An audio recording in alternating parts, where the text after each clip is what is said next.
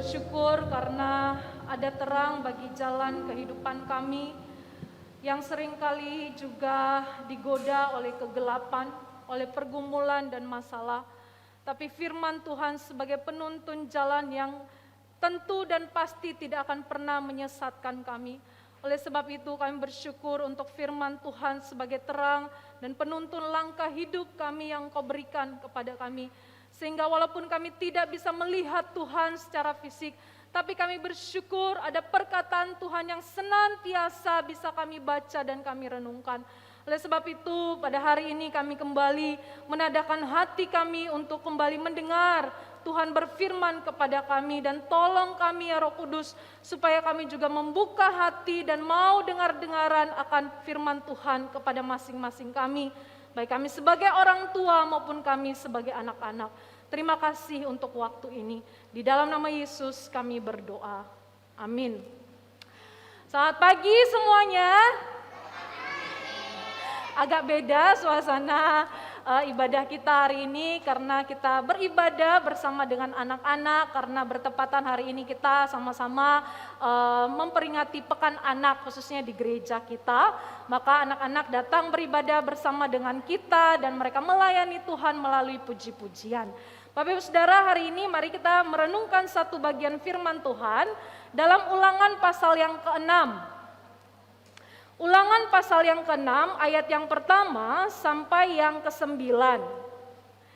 Saya akan baca bagi kita, Bapak Ibu bisa mengikutinya di Alkitab masing-masing. Anak-anak, lause tuti baca firman Tuhan, anak-anak bisa dengar ya. Lause baca, anak-anak perhatikan dan dengar lause baca firman Tuhan. Ulangan pasal yang ke-6 ayat yang pertama sampai yang ke-9. Kasih kepada Allah adalah perintah yang utama. Inilah perintah, yakni ketetapan dan peraturan yang aku ajarkan kepadamu atas perintah Tuhan Allahmu untuk dilakukan di negeri kemana kamu pergi untuk mendudukinya, supaya seumur hidupmu engkau dan anak cucumu takut akan Tuhan Allahmu dan berpegang pada segala ketetapan dan perintahnya yang kusampaikan kepadamu, dan supaya lanjut umurmu. Maka dengarlah hai orang Israel, lakukanlah itu dengan setia, supaya baik keadaanmu dan supaya kamu menjadi sangat banyak, seperti yang dijanjikan Tuhan Allah nenek moyangmu kepadamu di suatu negeri yang berlimpah-limpah susu dan madunya. Ayat 4. Dengarlah hai orang Israel, Tuhan itu Allah kita, Tuhan itu Esa. Kasihilah Tuhan Allahmu dengan segenap hatimu dan dengan segenap jiwamu dan dengan segenap kekuatanmu. Apa yang kuperintahkan kepadamu pada hari ini haruslah engkau perhatikan. Haruslah engkau mengajarkannya berulang-ulang kepada anak-anakmu dan membicarakannya apabila engkau duduk di rumahmu, apabila engkau sedang dalam perjalanan, apabila engkau sedang berbaring, dan apabila engkau bangun.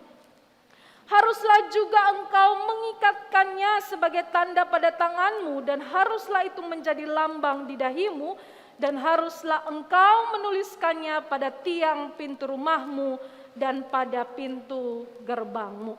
Sedemikian jauh pembacaan firman Tuhan yang akan kita renungkan bersama hari ini. Sebelumnya mari kita lihat video berikut ya.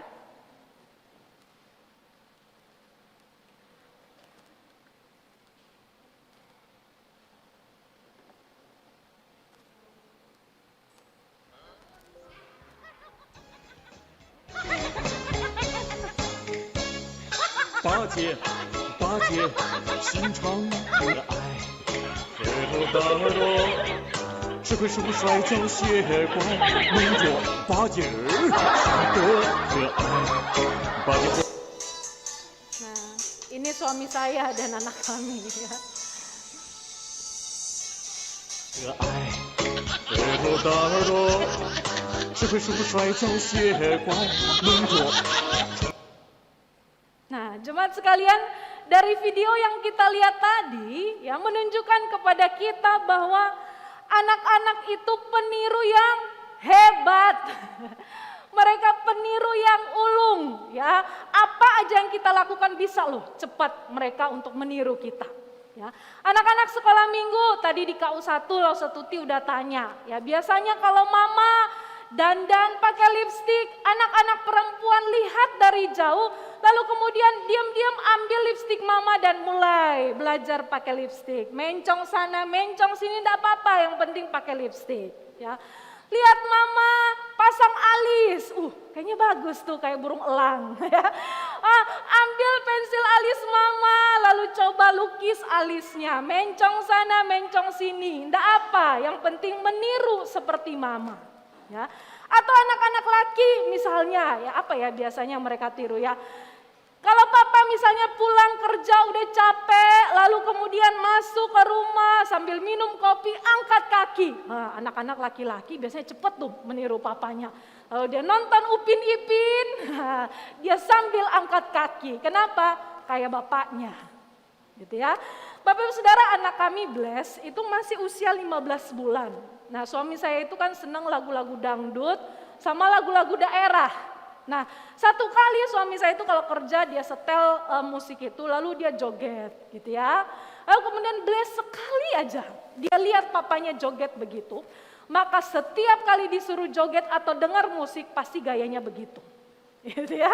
Maka di sekolah minggu kemarin waktu pertama kali dia datang, teman-temannya memuji Tuhan, begini anak-anaknya biasa begitu. Kalau anak saya Bless begini, gitu ya. Persis kayak bapaknya. Ya. Bapak Saudara kita setuju lah, anak-anak itu peniru yang hebat, peniru yang ulung ya, tapi masih mending kita tahu mereka berbuat seperti itu karena niru kita, nyontek kita, cara bicara kita ya. Kalau misalnya papa-papa di rumah kalau marah misalnya sama anaknya, Reza ya, lalu anak-anak bisa meniru itu loh, dia marahin temannya juga balik kayak gitu. Indra ya persis kayak papanya. Bapak Ibu Saudara, kita tidak heran kalau misalnya anak-anak meniru sesuatu dan kita tahu itu persis kayak kita. Tapi yang lebih mengagetkan lagi adalah kadang ya kita melihat anak-anak kita tuh melakukan sesuatu yang kita nggak ajarkan. Pernah nggak mengalami seperti itu? Di rumah nggak pernah lo langsung ngomong kayak gitu.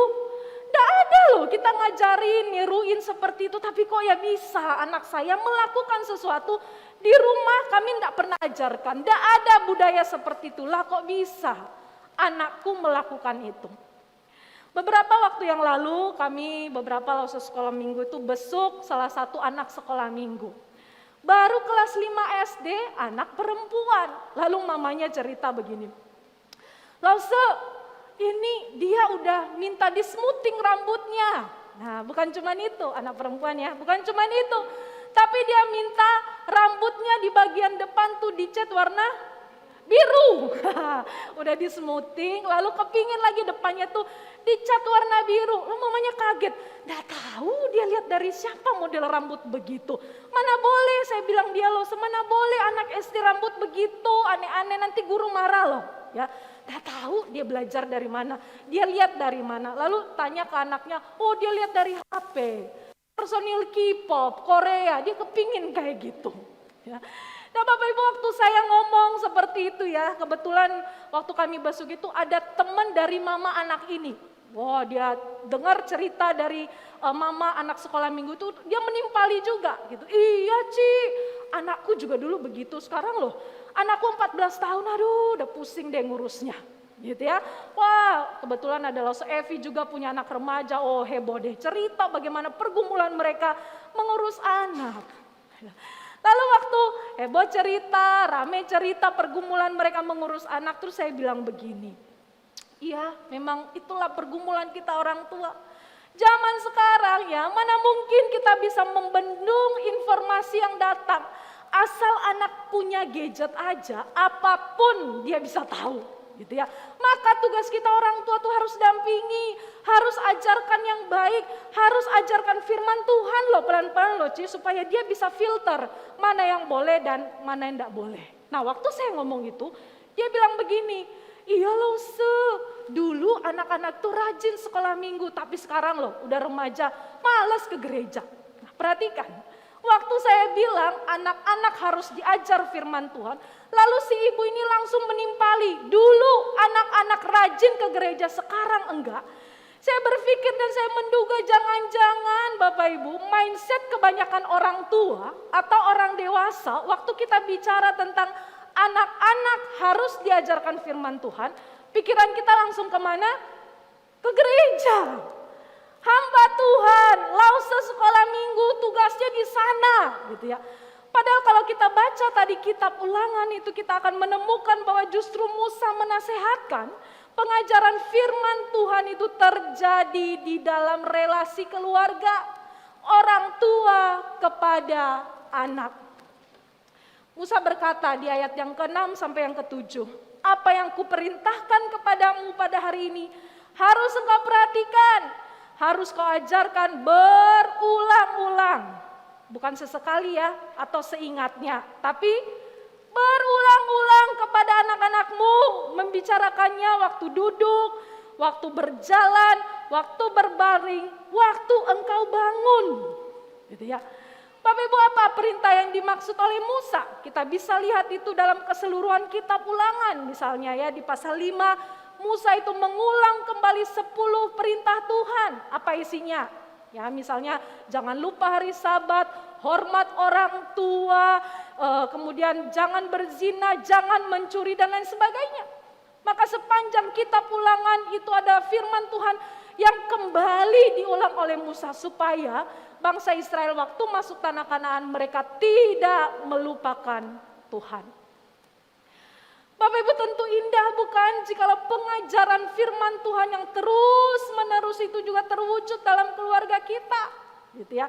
Gak cuma sekali seminggu anak-anak dengar cerita firman Tuhan di sekolah minggu, gitu ya. Anak-anak mau papa mama ngajarin firman Tuhan, ngajarin berdoa, mau mereka, rindu mereka, tapi sering sekali itu dijadikan tugas di sekolah minggu. Padahal firman Tuhan jelas-jelas berkata di rumah itu terjadi. Waktu kamu bangun berdiri, kamu harus terus-menerus mengajarkan firman Tuhan kepada anak-anakmu.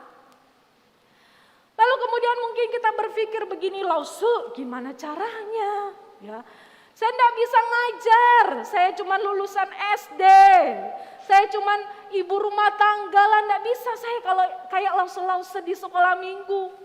Mau suruh papanya anak-anak, papanya anak-anak itu pendiam Lause. Mana mau dia ngurus yang kayak begitu. Ngajari anak berdoa sebelum tidur, sebelum makan. Mana mau dia, nanti juga dia suruh saya. Aduh udah deh sekolah minggu aja yang urus itu. Waktu kita bicara tentang mengajarkan firman Tuhan kepada anak-anak, pikiran kita langsung kepada teknis. Caranya bagaimana. Ya. Tapi mari saya ajak kita untuk melihat satu gambar berikut ya.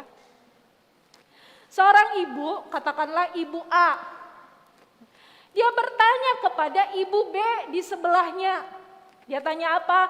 Gimana sih kamu bisa bikin anakmu itu baca buku? Gitu ya. Bapak Ibu tahu jawabannya? Ya. Karena mamanya kasih contoh baca buku. Lah si ibu yang A ini kepingin anaknya baca buku, tapi contoh yang dia berikan apa? Main HP. Tuh anak-anak jawab ya. Gimana anak-anak gak main gadget? Kita pun ya apa? Ya uang jajan ambil sama mama. Oh iya udah sana pergi ya sekolah minggu baik-baik. Gimana anak-anak bisa baca buku kalau kita main HP? Kira-kira kan gitu. Nah ini bicara juga tentang bagaimana teladan contoh yang harus kita berikan kepada anak-anak. Sama seperti Musa Bapak Ibu. Sebelum dia ngomong di ayat 6 dan ayat yang ke-7 tentang ajar berulang-ulang. Sebelumnya dia ngomong sesuatu di ayat yang ke-4 dan yang ke-5. Ya, dia bilang apa? Dia bilang kepada bangsa Israel, dengarlah hai orang Israel.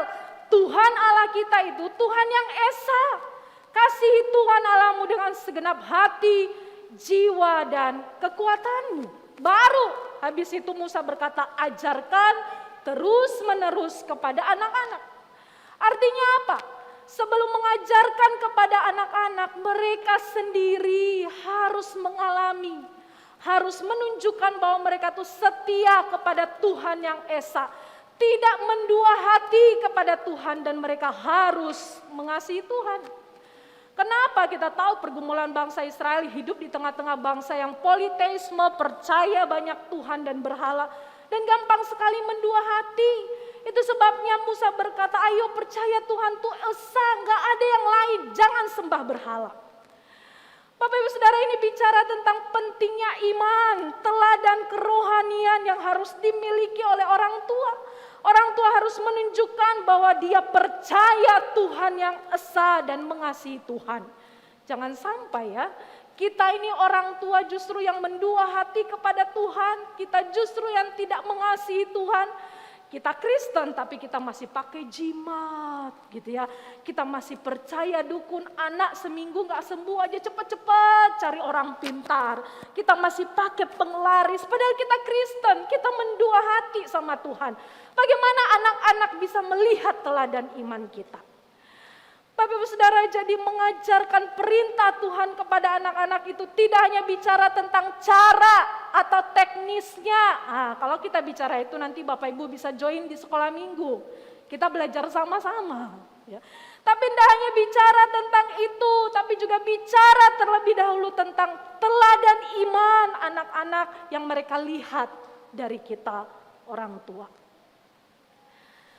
Jemaat sekalian, benar anak-anak itu butuh diajarkan oleh firman Tuhan, tetapi jangan lupa mereka harus diajar oleh orang tua yang setia kepada Tuhan yang esa dan yang mengasihi Tuhan.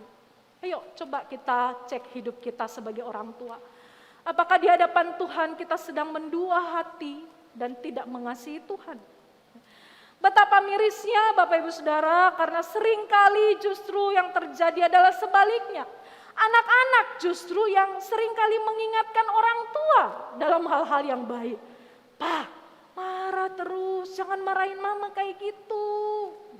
Pak, kok begitu kalau marah sama karyawan? Papa bilang kan jangan marah-marah seperti itu, tapi sama karyawan bisa begini, gitu ya. Seringkali yang terjadi itu sebaliknya, ya anak-anak justru yang ngingetin orang tuanya.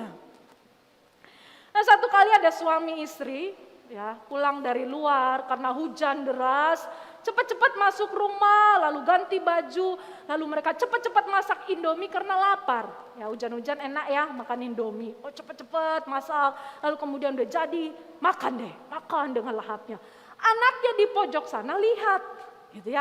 Lalu datangi papa mamanya, dia bilang begini, papa mama kok gak doa sebelum makan? Papa mamanya kaget, lalu papanya bilang begini, oh iya gak doa karena makan Indomie, micinnya kan banyak, gak sehat, jadi ya udah gak usah doa. Anaknya bingung gitu. Bapak Ibu, oke lah, orang tua ini sekali lupa berdoa. Anak lapar, oke lah, sekali lupa berdoa. Tapi coba ya, bayangkan kalau itu terus menerus dilakukan dan tidak diperbaiki, tidak dikoreksi. Ya, kemarin lupa doa sekali, minggu ini nggak ibadah sekali. Jadi dalam sebulan lupa doa sekali, tidak ibadah sekali. Ya. Bulan depan ndak doa 2 kali, ndak ibadah 2 kali. Wah, itu pola yang terus menerus akhirnya menjadi bukit. Lalu kemudian kita melihat dan membiarkan, tidak memperbaiki pola itu, dan pelan-pelan kita nggak ngerasa, kita nggak menyadari bahwa kita sedang jauh dari Tuhan. Maka jangan salahkan anak-anak Bapak Ibu kalau mereka menjadi buruk, karena mungkin kitalah yang sedang jauh dari Tuhan. Bapak Ibu, seringkali ya kita tuh jadi orang tua ndak fair. Ya, salah satu contoh, kalau misalnya anak kita itu berprestasi, ya entah itu dia nilainya bagus misalnya, oh kita sebagai orang tua tuh rasanya kepingin menunjukkan kepada orang-orang kalau kita punya andil bikin anak kita itu berprestasi. Iya nih, karena aku cari les yang bagus, guru lesnya bagus. Wah, aku antarin tuh ya les mahal-mahal, makanya nilainya bagus. Waktu berprestasi, kita ingin menunjukkan kepada orang-orang kita punya andil bikin anak kita jadi baik, jadi berprestasi seperti itu. Tapi coba, kalau anak-anak kita jadi buruk, biasanya kita ngomong apa? Biasanya kalau anak-anak nakal, ribut, kita biasanya ngomong apa? Iya, pengaruh teman-temannya loh, ya. Iya, karena main gadget terus. Covid ini ya 2 tahun bikin anakku kemudian antisosial. Jarang loh, waktu anak kita buruk, jarang kita mengoreksi diri. Jangan-jangan kita punya andil. Kenapa anak kita kemudian jauh dari Tuhan. Bapak Ibu, anak kami Bless itu usianya 15 bulan. Ya, 1 tahun 3 bulan. Walaupun dia masih kecil ya, tapi kami tuh udah mulai ketar-ketir sebagai orang tua dalam mendidik dan membesarkan dia, gitu ya. Kami ngajarin doa aja ya, sampai sekarang nggak nurut-nurut, gitu. Tapi kalau diajarin joget cepet tuh mau, ya dengar musik sekali aja cepet, gitu. Tapi ayo Bless berdoa, nggak mau, gitu. Aduh, gimana lah anak ini ya. Kadang apa yang dilarang itu yang dilakukan. Ya, kadang kalau saya udah bawel, saya bilang begini, Bless, ya. Apa yang dilarang itu yang dilakukan. Memang natur dosa ya nak. Nah, seringkali kami ketika ngobrol suami istri saya bilang begini, aduh kita tuh ndak bisa lah besarin Bless itu ya. Hanya mengandalkan status sebagai hamba Tuhan. Ndak bisa, anak itu bisa jadi baik. Nggak bisa tuh kita bilang, Bless, kamu anak hamba Tuhan ya. Lalu dia tumbuh menjadi anak yang baik, cinta Tuhan. Nggak bisa ternyata ya. Hanya mengandalkan status hamba Tuhan. Karena banyak juga anak hamba Tuhan yang rusak. Bapak Ibu Saudara, kami menyadari betul betapa sulit dan bergumulnya mendidik anak itu seperti yang Tuhan mau. Ya, maka kami sadar kami butuh Tuhan.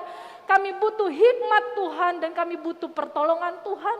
Kami harus menempel kepada Tuhan sehingga anak kami jadi seperti apa yang Tuhan mau. Maka seringkali yang jadi evaluasi kami suami istri itu ya kalau ngobrol itu.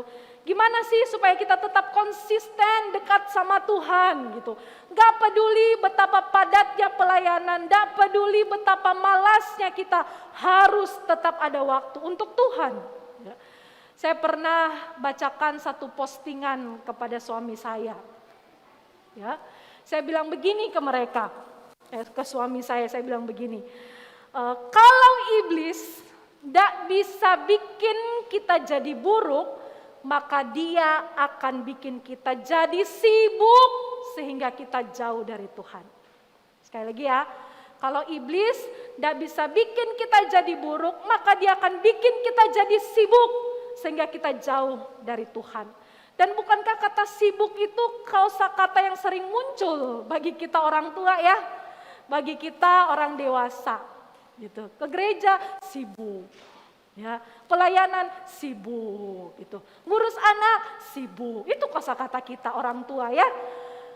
Kalau iblis tidak bisa bikin kita jadi buruk, itu terang-terangan pekerjaan iblis, maka dia akan sangat pelan sekali mempengaruhi kita. Dia akan bikin kita menjadi sibuk sehingga kita tidak sadar kita jauh dari Tuhan. Bapak Ibu Saudara, kita tidak mampu besarin anak-anak kita seperti yang Tuhan mau tanpa kita dekat kepada Tuhan. Itulah pergumulan kita sebagai orang tua Kristen. Ya.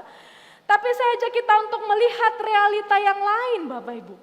Ya, realita yang lain adalah Bapak Ibu tahu anak-anak sekolah minggu kita, anak-anak Yatin Lausetuti di sini.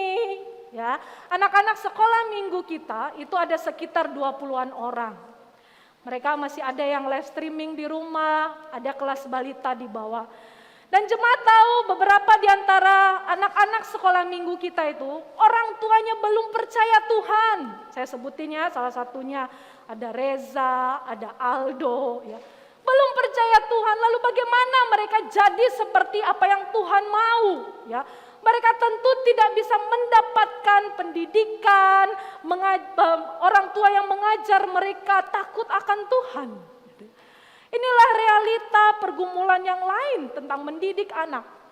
Tapi Bapak Ibu Saudara, saya bersyukur dan kita bersyukur karena gereja itu punya sekolah minggu. Ya, ada pelayanan sekolah minggu yang menjadi perpanjangan tangan Tuhan untuk juga mendidik anak-anak takut akan Tuhan.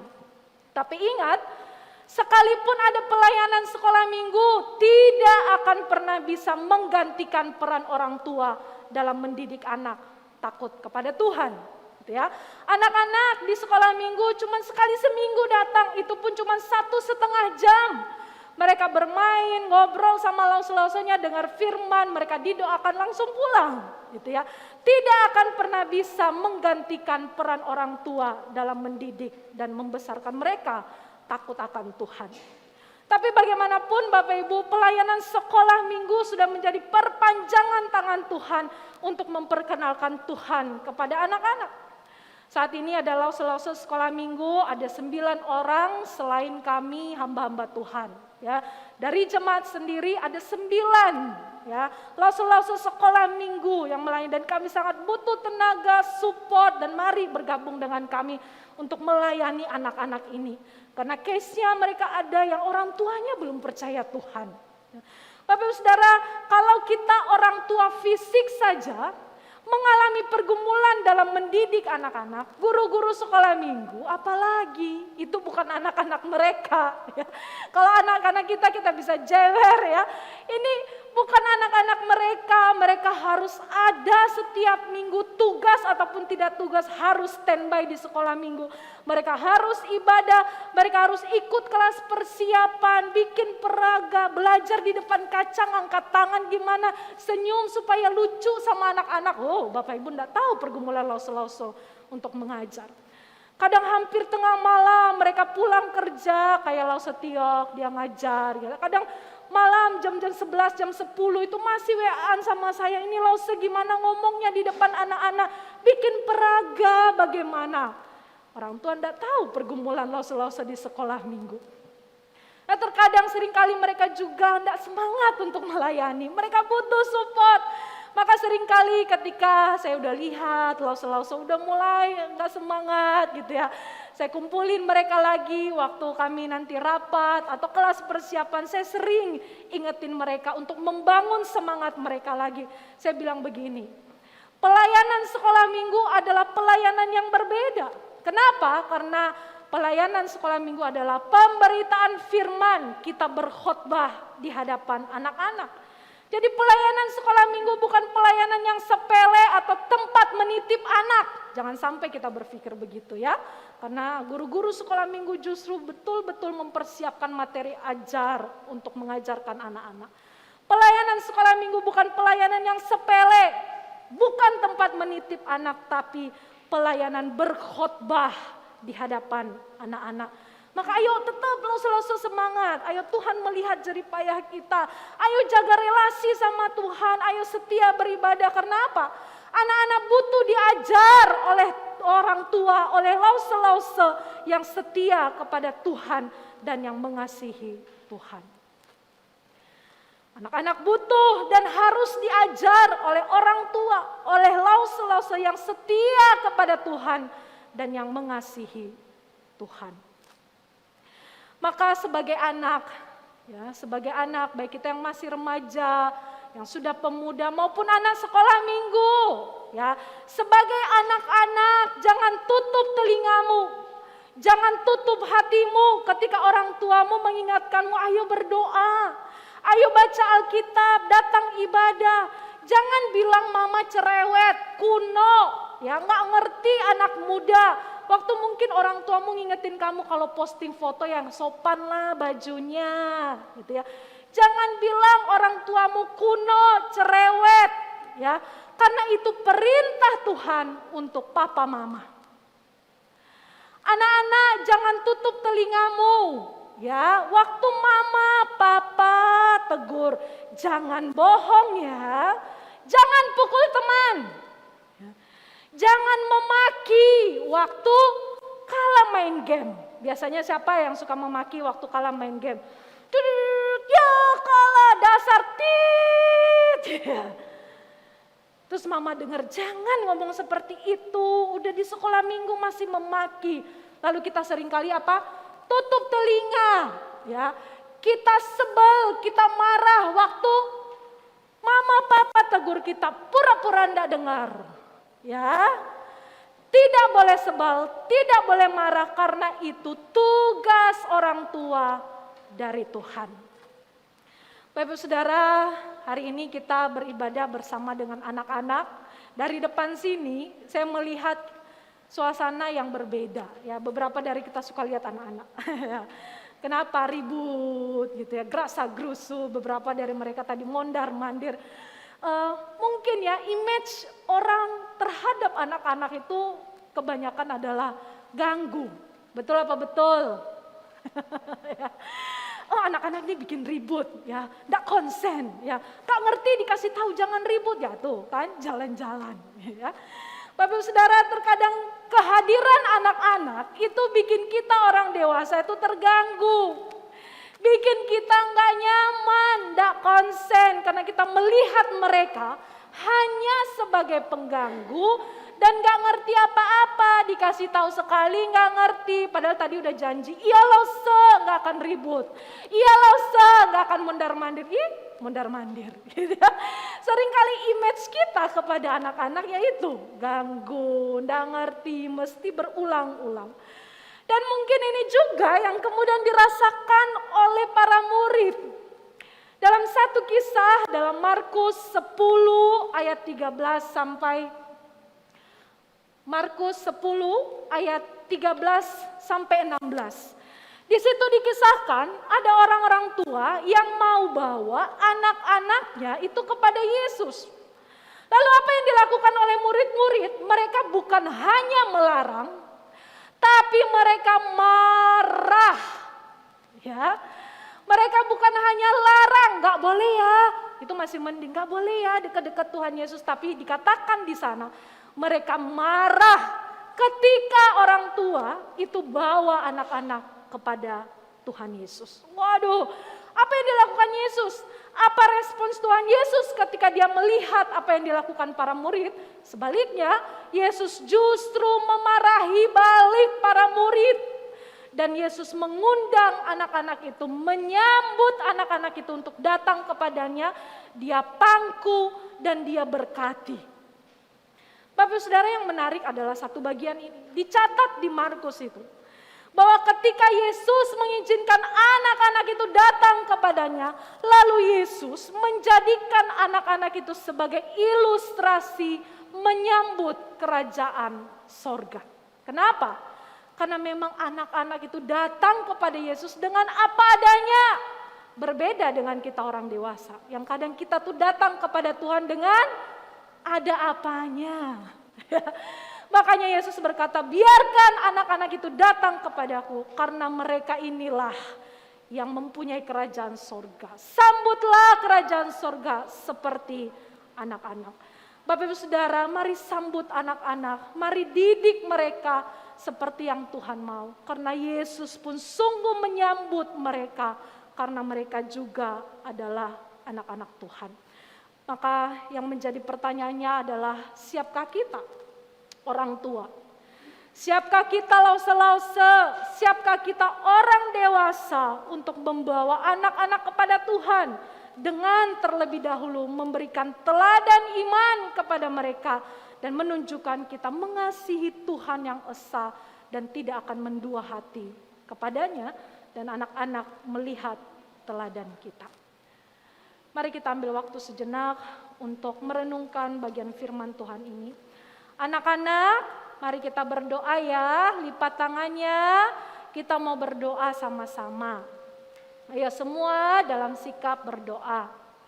Mari jemaat sekalian kita merenungkan firman Tuhan yang sudah kita dengar. Betapa Tuhan mengasihi anak-anak dan Dia mempercayakannya kepada kita orang tua untuk membawa mereka kepada Tuhan. Apa yang menjadi kesulitan kita, apa yang menjadi kelalaian kita selama ini, Mari kita datang, mohon Tuhan memampukan kita.